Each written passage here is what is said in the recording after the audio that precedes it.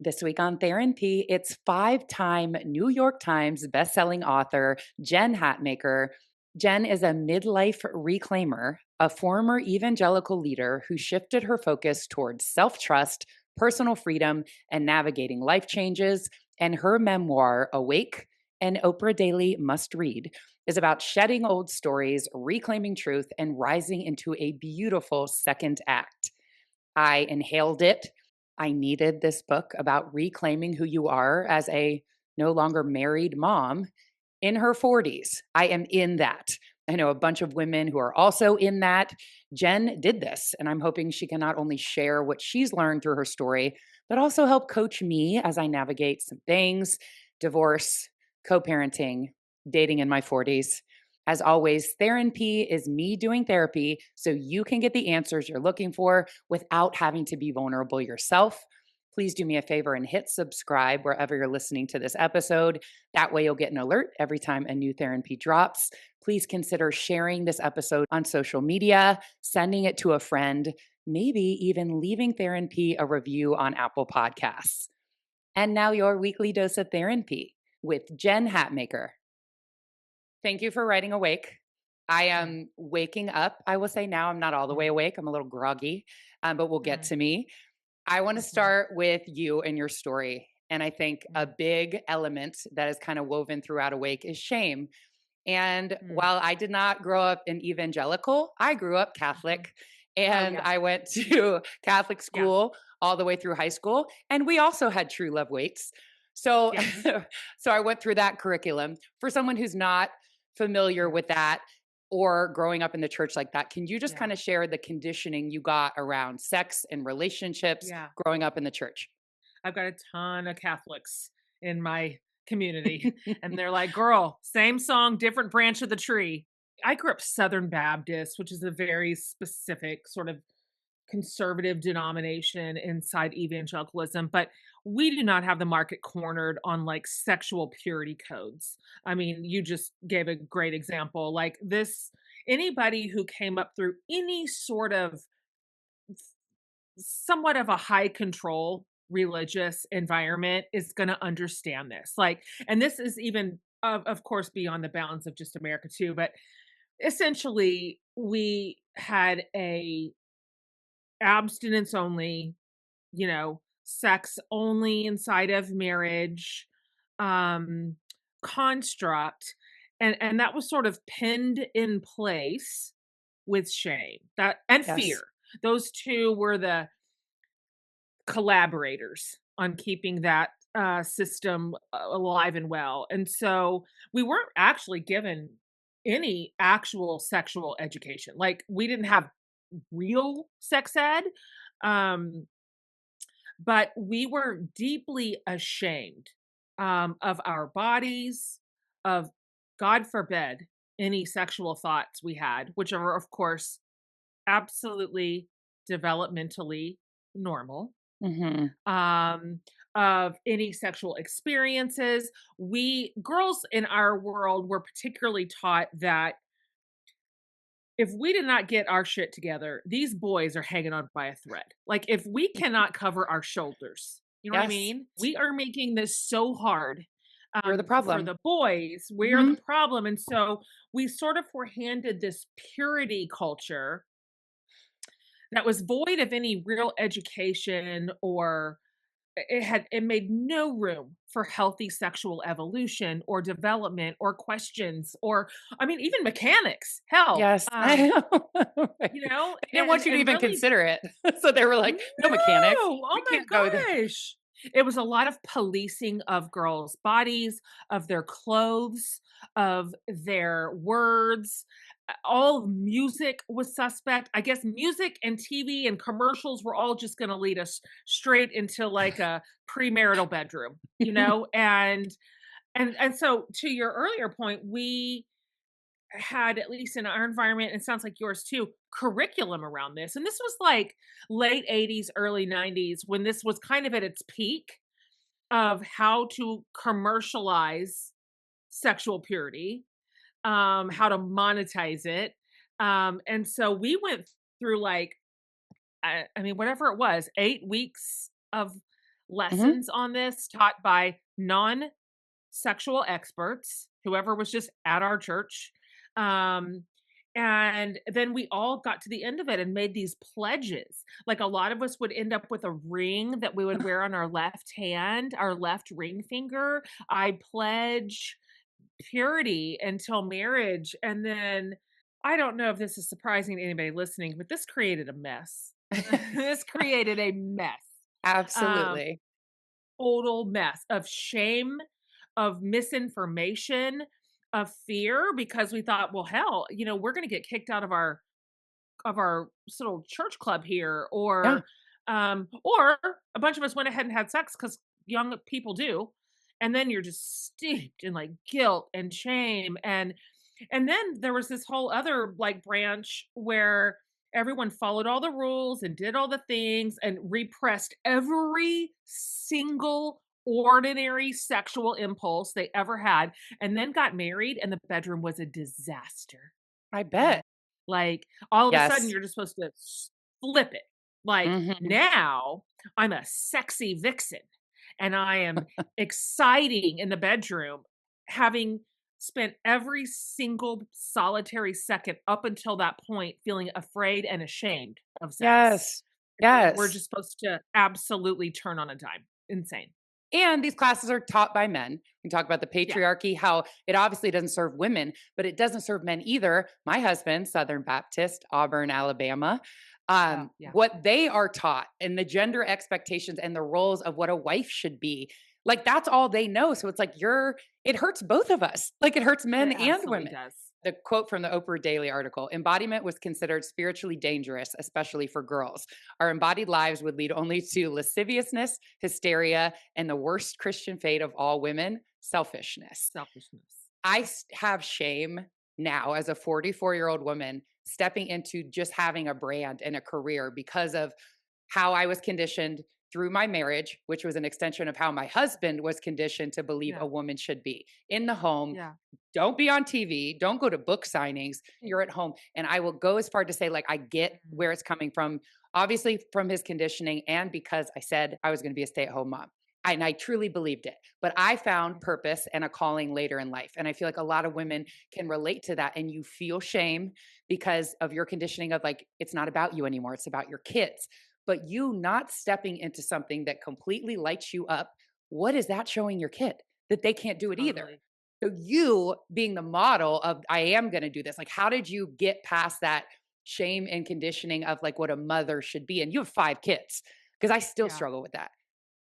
Mom guilt is a really specific brand of guilt, and it is insidious, and we keep it in place against each other.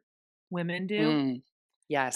Like, listen, we do a lot of that dirty work for the Yes. patriarchy when we are constantly shaming each other for the career choices that we make. This goes in every which direction. Like one of my best friends, the dream of her whole life from the time she was little to right now, and we are 51 years old, was to be a mom and then to immediately transition to be a grandma.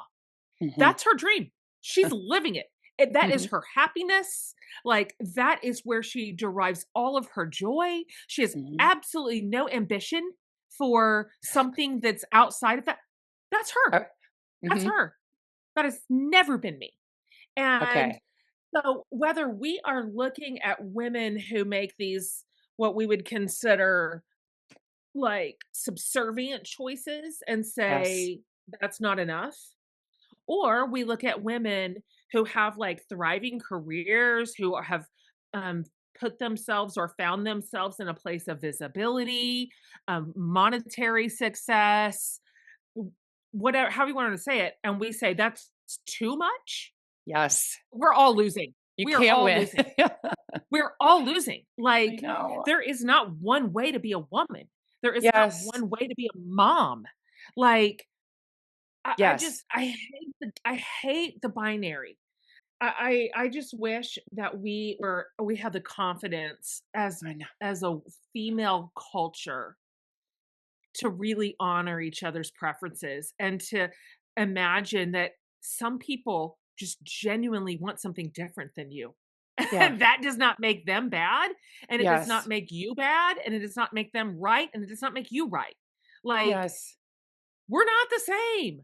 So, Right, and you I could have been at yeah, one point. You could be aligned in your 20s if you, for example, meet your ex at 24 and you don't have the same aspirations. I was your friend that you just described, like, I couldn't wait to yeah, be a mom, and me stepping into this doesn't mean I don't want to be a mom. It's not of binary. course not.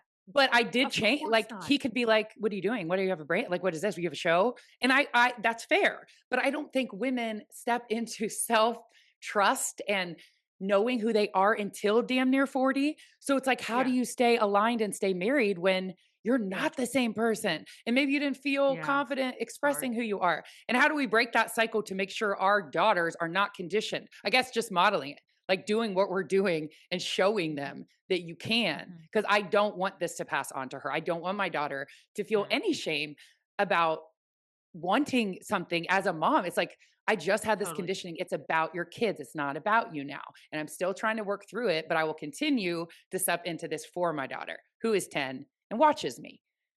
I always say, like, raise the kids you have, not the kid you were. And Oh, raise the kids you have, not the kids you thought you'd have. Like, I have learned to really let I have, like you said, 5 kids. So many. And they're so different. I mean, my 5 kids are just all over the map. We have such a spectrum. And so I have really learned to let their North Star shine, Yeah. to pay attention to it, to honor it. Like, I have got one kid right now who is so ambitious that I have had to tell him as recently as yesterday, "Son, an 80-hour work week is absurd. Like, you that is not a goal. That Yeah. is not sustainable. You are not crushing it." Like, so and then I have another daughter who told me that she feels like she wishes that God would have made her, a turtle so she could just turn her face to the sun and have peace. I'm like, "Oh Oh. my god. How did y'all come out of the same family?" Like, and everything in between. And so Oh they are who they are. They are not my who we God. were, and they are not Yes. who we expect them to be. And so I Yes. have learned to honor my kids for who they are and to Yes. go, this thing that you are saying, let's explore it. Let's go into it. Like, I am positive that I'm going to have at least one, maybe two kids who do not want to be parents. Yeah. And this is a big trend in their age group. And so I have just said, okay, like, and also, fine. Also, if you change your mind later, also fine. Like, Yes. we're just gonna have to take our hands off of their steering wheel. Like, Yes. eventually, that's just control and Oh, codependence, and it wonderful. doesn't work. We're And gonna yours get is 10. You're still parenting. Like, you are parenting capital P. uh-huh. Like, she's not able to drive her own car entirely yet, but there are Right. signs. Yes, and she's going into middle school, which was, like, profound for you. That's kinda like when you found out you were funny, but you had a teacher. Can you talk about that time, like, how it was for you in middle school, and it was, like, a 6th grade teacher who kinda tried to tell you what you were and what that did for you? Teachers are so formative for good and for bad. Totally. And I've had both. I have had both. I had a 6th grade teacher that was the very first year. I was a really shy kid, which is interesting based on how my life is now. I was a Yeah. really shy kid, really awkward, very Oh. nerdy and cerebral in books, and, didn't have a lot of friends. And 6th grade was the first year that I just kind of found it in me a little. Like, I found a little voice, I tapped into some humor, because I Mhm. came from a funny family, and so, like, I had that in my bones, and I just stepped forward just a little bit and socially, and yeah, my 6th grade teacher pulled a group of, like, the really cute and popular girls aside and asked why they wanted to be friends with me, that I was domineering and she couldn't understand our friendship. It was so devastating. Like, I had to go home from school. I was so upset. Oh, Um, but, by turn of phrase, my junior English teacher is the first one whoever looked me square in the eyes and said, "You have a gift for words, and you should Mhm. use it." I am half a century old still thinking about that, still talking Yeah. about how impactful that moment was on me, and so, Yeah. our teachers certainly matter, but there's something about that emerging psyche right about your daughter's age that is fragile Yes. and deserves so much, like, care and respect and, like, letting her know, "I like who you are becoming. Yes. I like you. I like you. I like this about you, even if it's completely different from you. I like this way that you are. I like this thing that you are, like, caring about or working on. I see this in your character that feels really special and wonderful." It's middle school. Do you don't you remember middle school? Middle school was Yeah. a disaster. Jen, I have a nonprofit for teenage girls that are in middle school and high school because that is the hardest time. I struggled with bulimia, anorexia, multiple eating disorders, not having self-worth. There was nowhere to go. I wouldn't talk to my mom because I was super defensive. Like she knew I had a Mm, problem, but I wouldn't like I was like, you don't get it. I want to go to therapy because I see a guy, I just picture a guy with a clipboard, like, tell me about your uh-huh, disordered eating. And I'd be like, you uh-huh, don't get it. I said, there needs to be a place where women who have been through the things, whatever that may be. We've had people talking about sexual identity. I talk about eating disorders, yeah, like accepting less than you deserve in relationships. We share first, and you just see their walls come down. And I would have mhm, talked to me, a 44-year-old woman that was like, me too. I get it. Here's how I mhm, live now. Here's how I came out of it. And it didn't exist. And I made it for middle school girls because it's such a hard time. And everybody's mhm, comparing, but nobody says it out loud because you want to act like you have it all together. So if you have a woman that was totally. like me too, that's exactly why I created that, because you're exactly right. It's such an impressionable age. You, as an impressionable teenager, got married.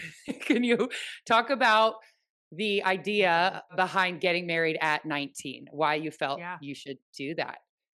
Well, looping back to your first question about purity culture, when we were taught that when sex was just so pathologized and that the only place that it could be located with any integrity, with any honor was inside marriage. Well, what you end up getting out of a subculture like that is a bunch of teenage brides. Because we want to do the right thing. We Yeah. don't want to be gross and dirty like it has been suggested. We wanna have sex. And so you end up with these really malformed, mal-chosen young marriages. Mhm. I went to a Baptist college, so it was essentially like an extension of summer camp, youth camp. Like, it was like Christian youth camp, but at college. Mhm. Tons of us got married in college, absolutely ton. So much so that it did not even register to me as rare or Mhm. unusual. Like, I was so myopic at the time, I just didn't have a perspective on the big world at all in college. And so I thought, "This is reasonable." I mean, I'm 19, I feel like I got a real handle on Right. life. I think I'm ready to be a wife. Mhm. And so I've had a lot of years to examine that system, and some young couples like that do grow up together and they arc together and they evolve together. It happens. I'm not at all suggesting that all young marriages are doomed. They're of course not. Mhm. Um, but what is also true is that show me a grown, fully formed, mature woman who is the same person as she was when she was 18, that Right. believes the same things, that has the same exact values. Like, come on, you're just Exactly. baby. Yes, you were a baby, and you're married 26 years. You have 5 kids. Take me back to July 11th, 2020, and what happened that night. That's how the book starts. That's we open in the ER, if you will. Mhm. And it's the middle of the night and it's COVID. So July 2020 was already so sunk. I mean, we Mhm. were all just so sunk, and confused and isolated. Everything was going wrong in my house. I something was wrong. I knew something was wrong, clearly, we all did, but did not know where to place it. Anyway, 2:30 AM, I wake up and my husband is voice texting his girlfriend in our bed. He's just so drunk. He was so drunk that he did not even know he was doing it. Like, he doesn't remember it. But, Mm, um and that was it. Like, right. I one thing I've learned since putting a wake out into the world is a lot of women have a date. For a lot of us, it's the date that your marriage fell apart and you found out, but it's also like a diagnosis or a Yes. crisis, or there a lot of us walk around with a date and that we Mhm. go, there is a before and there is an after. Yes. And so for me, July 11th, 2020 was the hinge. Was there a part of you that considered making it work, and I'm putting this in quotes, for the kids? Sure. Okay. It was all just really foggy. It was so confusing and shocking. I was so traumatized. Um, and our marriage had just been so hard for 2 years and really 3 and on the outer edge 4. And but 100%. I mean, I had a kid that had just gotten out of 8th grade. Like, Mm, I just I thought also, we came up through a system, through a, like, spiritual religious system that makes stuff like that work, that goes, "Okay, like, the only reasonable response is repair." mm, Like, that is the option, and so I also grew up sort of in that space too, and so I certainly considered it. I kept the tab open, like, okay. but to be hon I did not want to repair. I wanted out, I get it. and, it took me a minute to admit that. I wouldn't have said it that clearly back then, because it didn't feel that clear, but I remember when I asked him point blank, Yes. "Are we gonna work on this? Are we" and he was kind of away at a he was away for a month, and, "Are we gonna work on this?" And when he said no, essentially, I remember feeling so relieved. I wanted to That hear that, makes and sense. now, of course, I'm just like, my life is so much better. Like, I am in a such a bet I am better because I did a lot of work. Yes. I had my own Yes. shit. I worked on my own stuff. Like, I no marriage after 26 years is just one-sided, very rarely. So I had my own stuff to work through, um, and then I figured out that I cherish actually my independence. Like, I loved Mhm. it. Oh I my never god. had I'm like, "Oh, I'm actually a really good adult. I'm a great adult. I am really Yes. running my life like a CEO. I am responsible. I am trustworthy. I will never harm myself like this person harmed me, ever, in any way, not financially, emotionally, sexually, no ways." Um, I am a Yes. really good guardian over my own heart, over my own soul and body and future.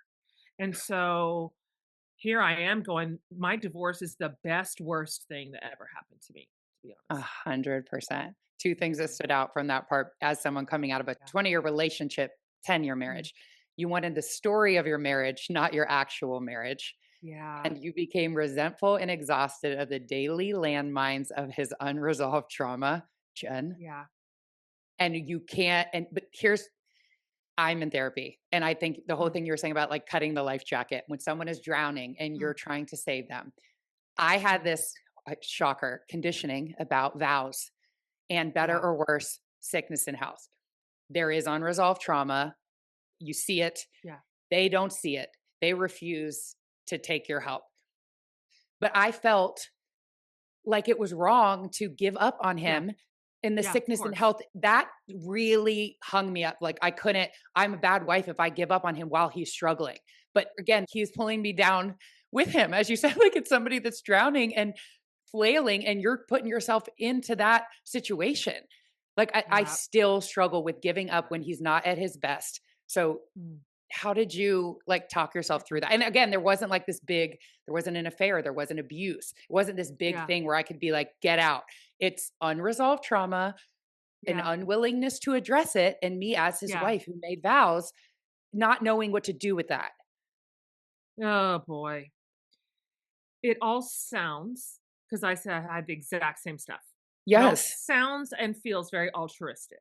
Like, I I can't abandon this person who has obvious trauma and issues, even though this person is creating misery for me and Yes. the whole family and everybody who knows him. Mhm. Um, and this is when I started the work of codependency. And that Yes. is what finally busted me out of that prison. Okay. Somebody else's prison. Because the thing is, as you well know, it does not matter how sincere or true someone else's trauma is, how deeply they were harmed, how real their pain is. That if they are unwilling to address it, to deal with it, to manage their trauma response in a way that stops grabbing everybody else and dragging them down under the water with him, then that never was and never will be our responsibility. It's just not. Nobody will Yes. get well until they want to.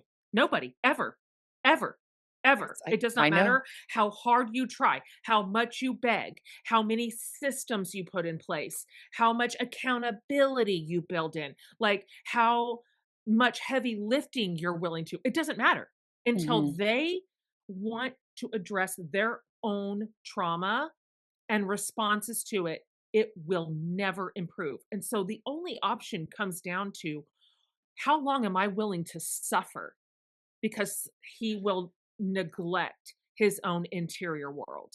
Yes. It's really that simple. When you And said, like, altruistic and, like, I was doing it for my own, like, I was doing it for me to be able to say, "I have tried everything." I moved to the South, Jen. My career kinda started in DC, and I had relationships and great friends. And I was like, as long as he's good, and I hear the codependency in this sentence, I'll be good. So let's move back to the South. And I did that 4 years ago. And it was almost so I could be like, I moved to the South. Because if I didn't, then I'd always like be hard on myself, like, well, you didn't try everything. I had to try everything. So for my piece, to be like, I have tried everything. And when you were talking about codependency, you said it felt like a misdiagnosis for what you were doing. Like, I used to wear it like a badge of honor. I'd be like, "Well, I'm not okay if he's not okay. Like, what a great wife I am." And my therapist would mm, be like, "But," and she wouldn't let me say codependency. She would say, "But dependency," because there was absolutely no co. He was not mm, affected. It's just yeah, dependency. I would My well-being was predicated on his behavior, 100%. You had to, you said in your book, manage people's perceptions and reactions to him. totally. You're always working behind the scenes like, "No, no, no. Oh, he's That's all just I this." did. I am in the same exact situation. Yeah. I had a question there because you were always managing perceptions. Did you feel like you had Yeah. to do that with your kids for what Yeah, happened with the totally. marriage? I was the lead on his ops team. Like I was his optics specialist. And when my therapist started working with me on codependency, and I was trying to understand that through the context of my marriage, which is where I thought it primarily existed, and it did. But Yeah. once I learned to recognize it and its patterns, I'm like, oh no, oh God, I'm doing this everywhere. I'm doing this with my kids. I'm doing this with my friends. I am doing this with my online community. Like me trying to manage someone else's anything, their Mhm. ideas, their thoughts, their perceptions, their behaviors. And I mean, I'd spent years and years and years managing his optics to our children. I mean, I can't tell you Yes. how many times I went upstairs and went, "You know, dad doesn't mean that. You know, he is just tired. You know, he loves you." Like me, like I kind of said in a way, like trying to rearrange the molecules so that people would not experiencing what they were actually experiencing. Yes. And so I learned that, thank goodness, early on to interrupt that cycle in the post-divorce mayhem of Okay. trying to manage my kids' feelings. But it did not come easy or naturally. In fact, I remember the day my daughter Sydney at the time, let's see, was 20, and she was over here and I was doing classic codependent behavior, which is trying to hustle my kids toward the outcome I wanted, which Yes. was I want you guys in a restored relationship with your dad because it was very broken at the time. Like zero, there was nothing. And I'm like, Mm. Dad's gonna get better. You're gonna feel better about this. I was projecting to a future we were not at yet. We were still in the weeds. And Yes. so I'm sort of managing her feelings for her. And I remember when she just stopped me and she said, "Hey, mom, when you do that, you make me feel so lonely." And this was we are in the earliest months of it. She's like, "When this makes me feel like you're over it, you're moving on, and I'm the only person left here still in pain by myself." And I was Whoa. like, "Oh my god." And I took that conversation to my therapist, and she told me something that I used from that day forward. She goes, "Okay, listen, when it comes to breaking codependency with trying to manage your kids' feelings, remember this with your grown kids, always comfort over coaching." And I was like, Mm. "Oh boy, I just naturally gravitate to coaching." Like, Yes. I am trying to coach you right to the end game that I want. Yes, and get them out of Um, feeling the pain. We wanna, like comfort would be like sitting in the pain, but we don't do that. We just blow right past it. So I we're don't trying want to them to make feel them. that way. Yes, and what do you say? Our bodies won't be tricked out of mourning, they know too much. They And know that's what we're too trying to do much. with our kids in a very, like, good way. Like, it's very, what's the word I'm looking It's for? altruistic, It's but it altruist. does not work. It does No. not work. In fact, they have to feel it, and when we tell them that Yes. they can't or they shouldn't, we are robbing them of honesty, of integration. We are robbing them of the process of grief and healing. Like, Yes. we are actually causing them more harm. It's not even neutral. It's not even Yes. neutral when we do that. And so that was the last day I told a single one of my kids what to think, how to feel, how to interpret his behavior, because I was his interpreter. Mhm. That's it. Whatever he does, and however that makes you feel, it does. And, e everything from that moment improved in my relationship with my kids. Wow. I needed to hear that, Jen. We're the same in so many aspects. Your self-appointed chapter. I am also the first child, first daughter, Oh, first grandchild, and oh, there's yeah. some control stuff that comes with that. Huh? But what I'm learning through my therapy journey is I don't control so that there's like order. I control as a mechanism to make my anxiety feel better. Like it's for Mm, me. When I'm not controlling things, I feel anxious. So in order to not feel my anxiety, that's why I control. And that completely reframed. Like I have to know that everything's in order, but it's just so I don't yeah, feel itchy. So that's yeah, why I control. And I was just like, I just always thought, like, no, this is all handled. Because if it's not handled, I am not okay. It's like yeah, OCD level control so that I can settle. It's a defense that my body just so I won't feel like we were just talking about with our kids. I have to have control or I'll feel anxiety. It's like just feel the anxiety. Sit with the I anxiety. know, I never did I that. know. Oh, it's Okay. so hard. It was so hard for me to learn that.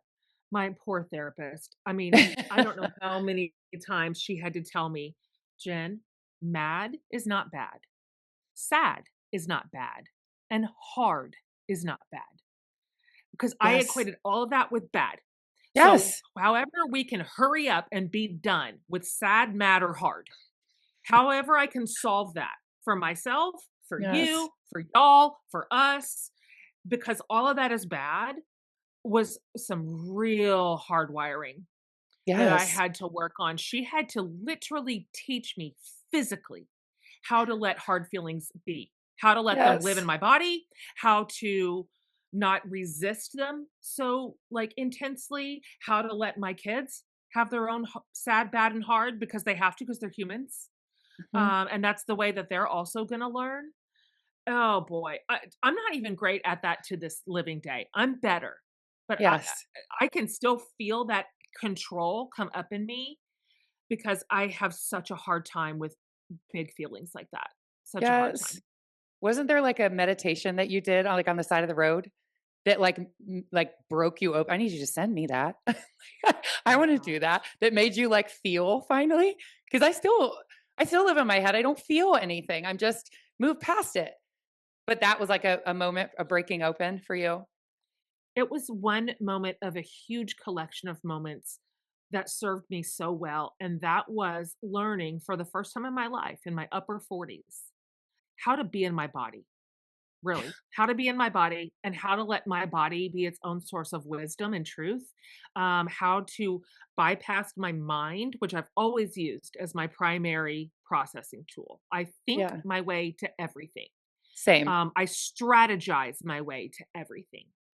And so to bypass my overthinking mind, which was also traumatized, by the way, and I was just in a loop of poison, and go into my body, into my breath, into my muscles to let my body feel what it's going to feel and to also lead me out of pain.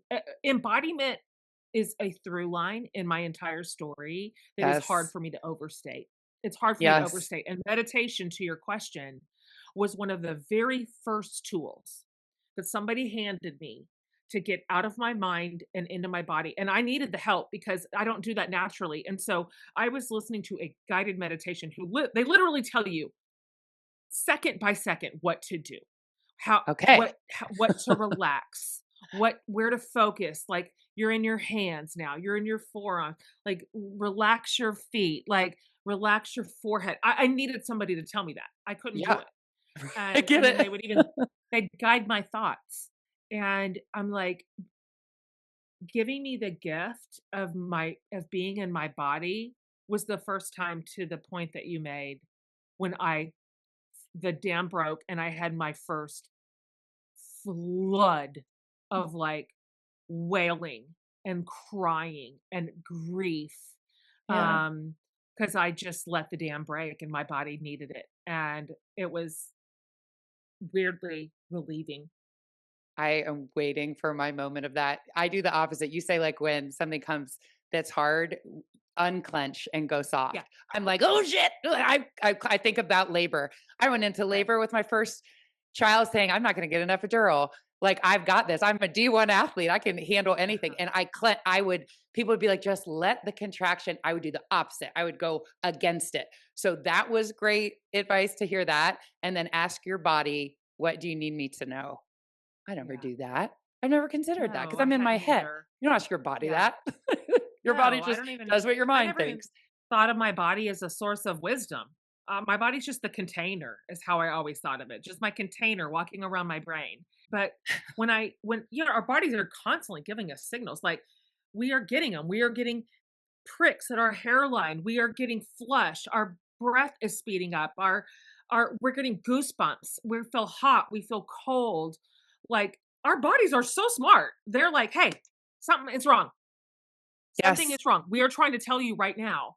And so learning to tune in to what it is that my body has been really fascinating because she's never wrong.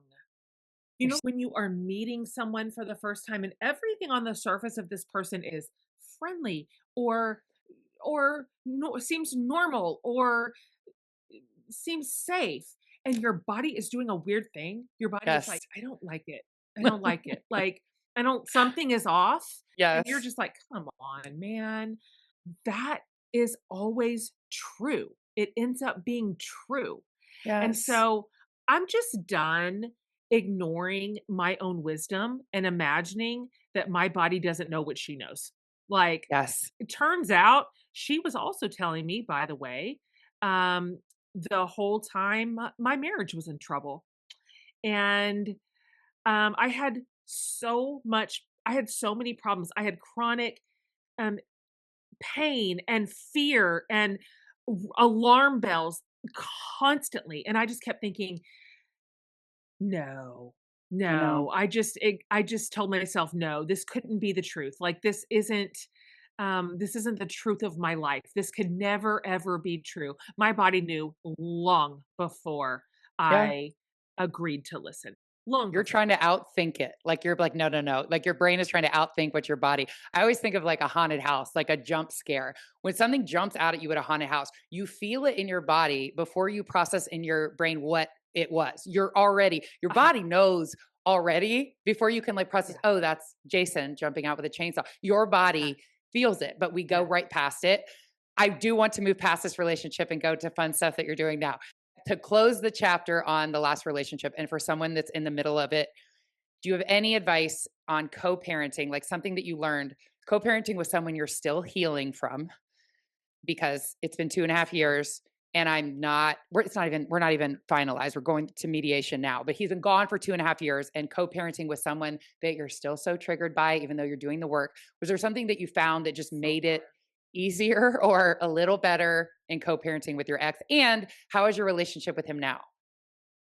It's all just so hard what you're saying. And I was in a little bit of a different scenario because I had 2 kids in high school and 3 out. Okay. So we were a little bit north. We never shared custody. Never. Okay. Um, the kids have never spent the night at this house to this day. Okay. So I was the sole parent. So co-parenting was on paper only, Got it. really. Okay. I did everything and they lived with me full time. And so I feel like I had a unique scenario. Okay. Um, and for a while he was so dysfunctional. He was just not even in he wasn't in anything, not in our life, not in our story, not in his own life. Like, Okay. he was just so completely dysfunctional and broken, that there was nothing to work with. Got it. We migrated slowly into a better space, Okay. and, um, that took time, and it took at least some degree of work on his part because you can only do so much with somebody who is deep in toxicity, Yes. or unaddressed trauma or addiction. Yes. And so there's only so much you can do. Like, that's not necessarily a 50-50 co-parenting environment. So I don't know what your situation is exactly. Yeah. Um, but part of my work, because at first I wanted to tell him pretty much every second of every day how to do all of this better. Like, Yes. just be doing so much better at What are you everything. doing? That's a lunch. Look at that lunchbox. You could be so much better. Why are you going out for fast food twice a day? Yes, I'm in that now. I'm trying to help him be better. You just need to let go. Yeah, Ugh. But yeah. what about for the kids' sake? Like, let Well, them just get fast food twice a no, day? I mean, I wonder if there is a way to have a bit of a co-parenting loose structure. These are loosely our sort of agreed upon rules. These are the Mhm. boundaries in my house and yours. Like, we're not switching from one permissive space to one tightly more highly controlled. We need to have some similar parenting vibes around a Okay. handful of categories. Um, but Mm. the nitpicking and the micromanaging did not find to be useful. I I mean, know. I was I right. can't stop. I was I right, know. I but know it's not. I can't turn it I off. Like they're 10 and 7. yeah, And I'm like, yeah, "Well, what did he put in the lunchbox?" Like, I can tell on the day I get him back, I'm like, "What the hell time did they go to bed?" They'll, like, fall asleep on the couch before 7 p.m. But also, men don't like to be told. I know how it will be received if I suggested that maybe we had similar bedtimes or similar rules.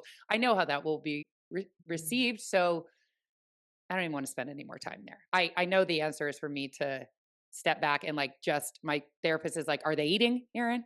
If they're not yeah, eating, then you can have something to say. If they're eating, yeah, step back." I know you're in a fabulous relationship now, and I wanna hear about it, but before then, for someone like me coming out of a relationship, you were in a 26-year marriage, and you were navigating dating in your mid-40s. Can you tell me about Bumble? oh my god. I hadn't had a first date since, like, 1992. Uh-huh. What do I know? I don't know any of this. I don't know how to do Right? any of this. World's changed. I have no idea what to do. And so, yeah, I spent exactly 12 hours on Bumble. That's how long that lasted for me. Mhm. It was just so immediately overwhelming, and this is not even me, like, hating on dating apps. I have tons of friends who found the loves of their lives on dating apps, and so there's a lot of ways to skin this cat. It just for me, it was so immediately triggering and overwhelming. I was like, "Absolutely not. I cannot do this. I don't understand you men. Like, I don't Yeah. know you. I don't know who your mom is. Like, I just know." You said it's like I've forgotten how to be a person, and I Yeah. cannot relate to that more. there is a Yeah, part of me that has never felt more embodied. And I'd be like, this is so exciting. I can date as this woman. I've never dated as this woman. I was yeah, projecting who I thought my ex yeah, wanted. yeah. And now I get, but when I am attracted to someone, it's like you're hi there, hi, comma, there, period. I turn into this weird, Yeah, like, me too. I I was can't, a but it's robot. only, I don't, it's not when if somebody is like interested in me and I'm not interested, they Uh-huh, get regular Aaron. If I'm uh-huh. interested, they get this weird girl that comes out. And I don't know if it's Yeah. just like I haven't had practice, but that was me. I was saying, I Oh remember god. my kids are biracial. And there was Uh-huh. a guy that I was talking to that was biracial. And it was like I was interviewing him. So, what was that like to grow up being biracial in California? And like, there just is like, he was like, I mean, and I was like, what the hell are you doing? Why are you asking him this? But I was like trying to like show him that my kids are biracial and get like a connection. I don't know how to do it. Like I am so awkward. So no, I am not on the apps. Um, Ah! I am So solo travel. weird. You did solo travel. Oh, If I go solo travel and I have to like sit at a bar by myself, I was yeah. so in my head that like I know rationally that no one is looking at me or what worried about what I'm Uh-huh. doing. But I felt like people are like, where is her person? Why is she? I see all these families or like people on dates, and I felt like this weird creeper that's just at the bar, like Oh, it was so unnatural to me. And I'm yeah, still in that. Like I have not even I've been yeah. ghosted twice. And it was both of them were before the first date. Like, No they just way. stopped texting back. And so It's I'm so like, weird out there. It "I is so weird know." out Just I met know Ty all this. okay, but, like, did you give up on dating? Did you go on any dates before Tyler? Or, like, how did 1. does it get better? Okay, how's that? I went on 1. And it was Okay. like both my one and only date outside of Tyler and Tyler were out in the wild. Like, it's just like the Okay. old fashioned way that you would Yes. ever meet a person. Okay. And I went on one date with a guy when I was on my first solo trip that you just referenced, and we met in the airport. It was so random, and it was so fun, and it was just so ordinary, like, I wasn't, like, gearing up for it, you know? I didn't have this, "I'm on an app, and I need to get in this space with my brain and be a tech." I was just like we just started talking, and it just anyway, Okay. that was my one I had one practice date, Okay. and then I came back home because that was in Maine. Great, which is actually very convenient. I don't have to figure out what to do with that. Like, I just leave Right. it in the I northeast corner of the prefer United my men in States. Maine. Yeah, exactly, exactly, and I came home and I just thought, "Oh my god, I think I'm ready for this." Like, that was really Oh, fun, and okay. I was like, "Okay, I'm still cute." Like, I'm not dead, you know? Yeah. And, um, so I just kind of opened up my brain to it. Okay. And a few months I didn't do anything for it. I didn't go back on the app. I didn't do anything. But, Okay. I met Tyler, just like bananas, like a bizarre happenstance. We were both in New York City. Neither one of us lived there, and I was there for work, and he was there for fun, and we were both by ourselves, and we had the same publicist, and she introduced us. It was just, like, so old-fashioned, but even Yeah. then, even at the time, I just thought, "Oh, sure," like, "Sure," like, she's like, "Should I meet you? You guys are here in the city, you're going to the same show tonight?" And I'm like, "'Kay." So, it didn't have any pressure on me. I didn't Yes. get weird like you said. That's what I was Like, gonna I ask. didn't Were get, you able to be like, yourself? You "What were was it just like Jen. being biracial in California?" You Stop know, like, talking about it. I had no pressure on it. So I was just like, I "Oh, let's go okay. have some champagne and go to a show." And then I was my Okay. normal self, my ordinary self, Oh, so he and got to meet that Jen, not he your got to meet a weird normal person. dating person. Okay. He got to Okay. meet a normal person. Of course, I said, "I am not falling in love with the first person that really comes into I'm not doing that. I am not doing that. I'm gonna date. That seems Yeah. fun. I've never what did I do? What did I do but fall in love with that damn man? But And you here we said it was are. not a day too early or not a day too late. What do you mean by that? Like, you had to be at a healed space, or were you still Totally. okay? If you had met him God, prior, it wouldn't have worked. You don't no, and think? I wasn't ready. I wouldn't have done it. Like, I absolutely took myself out of the game. Okay. By the time I met Tyler, I just had so much joy in my heart. It'd been a year and a half, which is Okay. not that long. Now that I hear a year and a half, a concentrated year and a half of healing and work and recovery and rebuilding. I had rebuilt my life into something I was so proud of. And like it gave me so much like not just confidence, but it was a healing agent for me to be in Oh, charge of my own life and go, "Oh my god, I'm gonna be okay. I'm gonna be more than okay. I'm gonna be better than I was before." So I was just in such a different place. I was so over the hump of suffering and grief and loss, and already into the portion of my story that felt exciting and new and fresh and safe. And so he just met me at the right time. Like that was the right yes. Jen. Oh, Um, and we're just here we still are. I After know. 4 years. I love that though. I just want to trust that when the timing is right, like for anybody that's dating, and I know women that listen to the show, they're in their 40s and coming out of marriages and awkward like me. If you're dating, like what did you, I know you don't have a lot to compare it to. There was only other one date, but are there some That's like right. green flags that like you were like, this is the guy, or like something that he showed up that you didn't Mm. have before, or something that, Yes. okay, what's that? Sure. I mean, if anything that a really hard marriage gives you, it is an acute awareness of red flags. Okay. Like, Yes. you have these. You have not Mhm. walked out of your marriage going, I certainly know what not to agree to. I know what to look for in a negative connotation. And so seeing that in relief, like in the opposite way, you're like, is this the way that men can behave?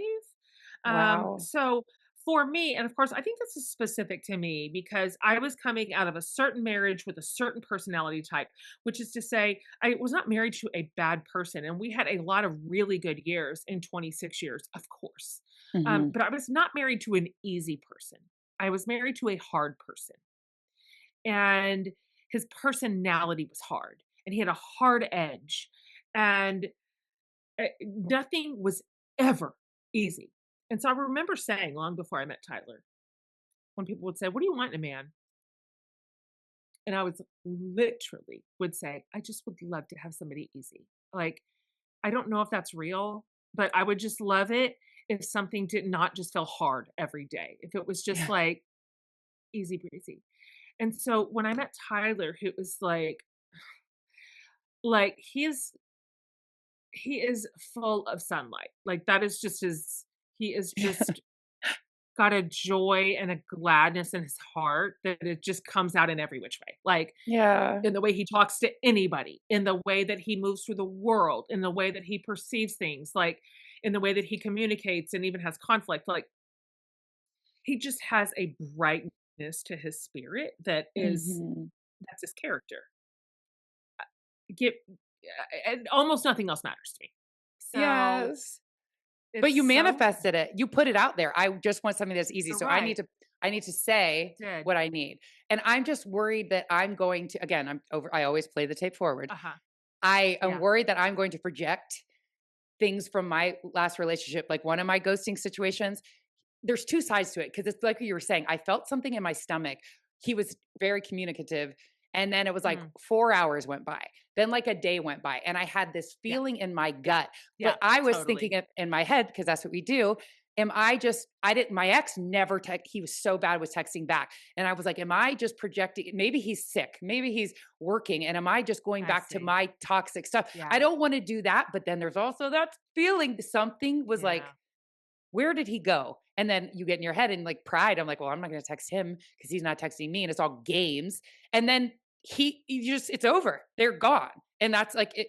And I don't know how to Mm. navigate this. And there are two things happening. Listen to my gut, and I hear it now. But there's also like, am I just thinking that he's like my ex because my ex didn't text back, and I'm projecting it on him? I Mm. don't like this. I don't. Yeah. I hate navigating this. Yeah. And I'm not doing well Yeah. because I was interested in 2 guys and both of them ghosted me. So I'm Ah, waiting for my Tyler. Where's my Tyler? oh. But it's so interesting to hear you say that he gave you signals and you read them correctly. You Okay. did. You It's didn't not even just my believe them, ex's stuff. Yes. but It's like you in our you read marriage. We heard it, yeah, but we didn't want to believe it, you but we heard. felt it. You Okay. you read it. You read the Okay. room right. You're not Okay. projecting anything. Like, Okay. you were right. It's not like he came back and went, "Whoa, whoa, whoa, I was at the doctor." Yeah. Like, you were Yeah. right. He didn't show up. And Okay. so, I think you can probably and reimagine a new relationship with your own intuition, with your own gut, with your own Mhm. wisdom, where you're not afraid of your own self. Like, you're not Well, because afraid of your yeah, it like failed. I feel like my last pick, I mean, 20-year run, but we didn't, yeah. that wasn't a good pick. And it was the same exact thing you're saying. Like, it wasn't easy. So now I like don't trust myself, my picker. I don't trust that I'm going to get it No, right. you're not the same person you were 20 years Yes, ago. so Yeah, true. that was a really young person, Yeah. and you are older, and you are wiser, and you have learned so much, and you can't compare 44-year-old you to 24-year-old you. That is not fair. Like, Okay. that is not a fair game. And so it's gonna behoove you pretty quickly to stop imagining that you are not trustworthy. Okay. Like, you for me, developing a relationship with myself that was so respectful, so honoring, where I just constantly gassed my own self up, and not like in the stupid, like, way.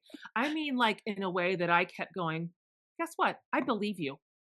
I believe you. I believe your wisdom.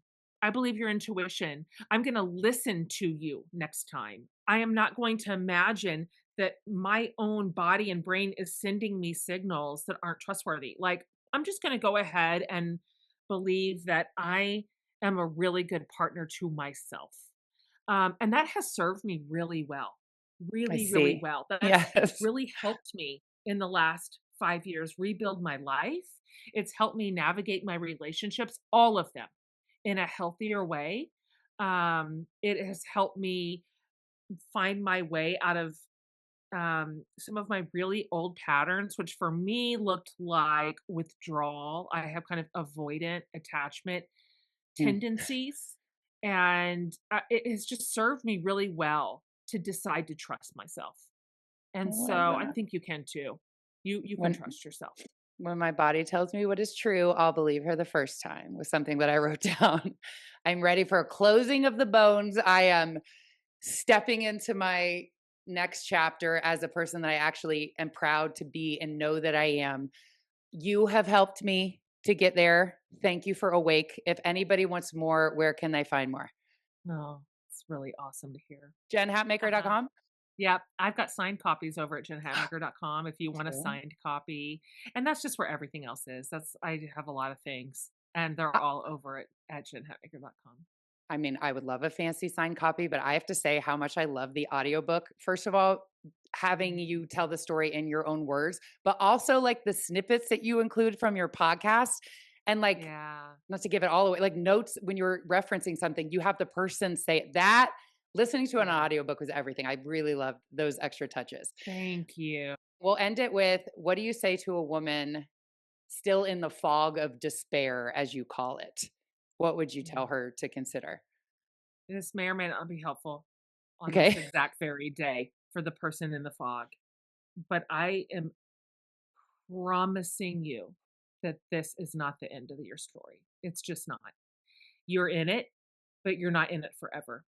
And if you can just find the courage to do just the very next thing, don't try to solve the whole equation, just do the very next thing, the very next step.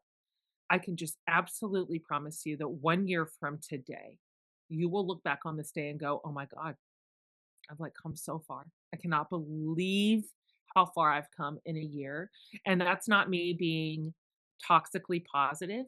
It's because I've seen it too many times. This is what happens. Women do recover.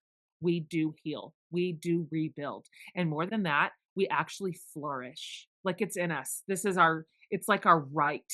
It is our origin story. And so I remember people telling me who were ahead of me back when I was underwater, just telling me, "Jen, keep going. We promise you're gonna be happy again." And something about that, I thought they can't all be wrong. That because so many women said it. Like, "I've been where you are. I know exactly how this feels. I promise you, some of your best days are in front of you." I'm like, "They cannot all be lying." And I hung on to that, and they were right, and so am I.